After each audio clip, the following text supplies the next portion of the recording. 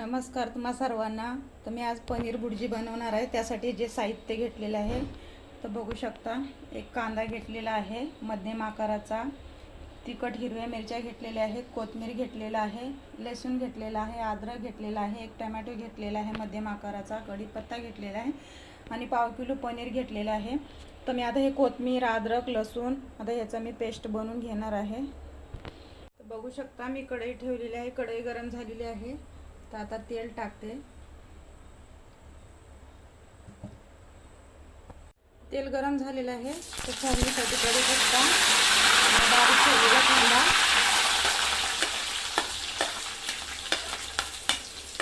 तर कांद्याला सोनेरी कलर येईपर्यंत परतून घ्यायचा आहे। तर कांद्याला सोनेरी कलर आलेला आहे तर बारीक चिरलेला टोमॅटो आता आपल्याला लांबडा होईपर्यंत परतून घ्यायचा आहे।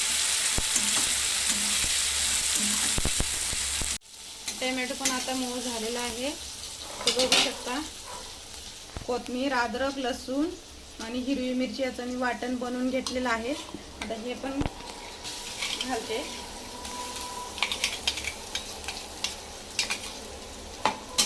ह्याला पण असं तेलामध्ये परतून घेते। तर बघू शकता तेलामध्ये आलेला आहे आणि हा पनीर मसाला,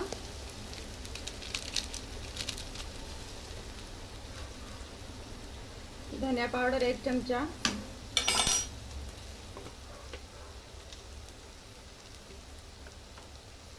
थोडीशी हळद,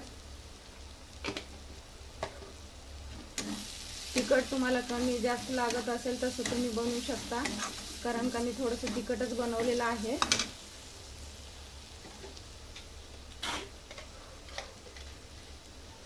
आणि चवीपुरतं मीठ।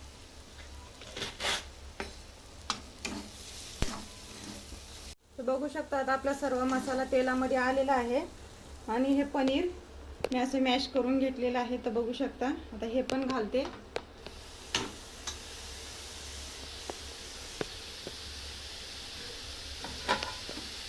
तर ह्याला पण असं परतून घेते।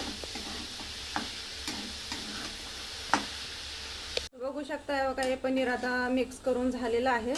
तर मी आता ह्याच्यामध्ये अर्धा ग्लास पाणी घालते आणि मिडियम आचेवरतीच बनवायचं आहे।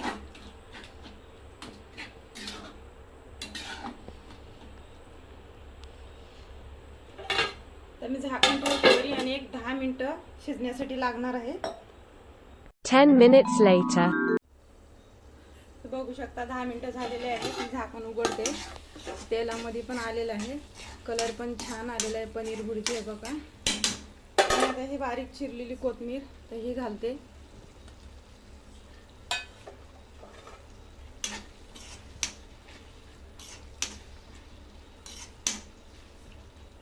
बघू शकता बनवून तयार आहे। मी गॅस बंद करते। तर बघू शकता मी डिश मध्ये हे बघा हे काढून दाखवते। कलर पण एकदम भारी आलेला आहे। बघू शकता तुम्ही पण असंच बनवून बघा आणि कशी वाटली रेसिपी तर कमेंट करून कळवा। आवडला असेल तर लाईक करा, शेअर करा आणि सबस्क्राईब करायला विसरू नका।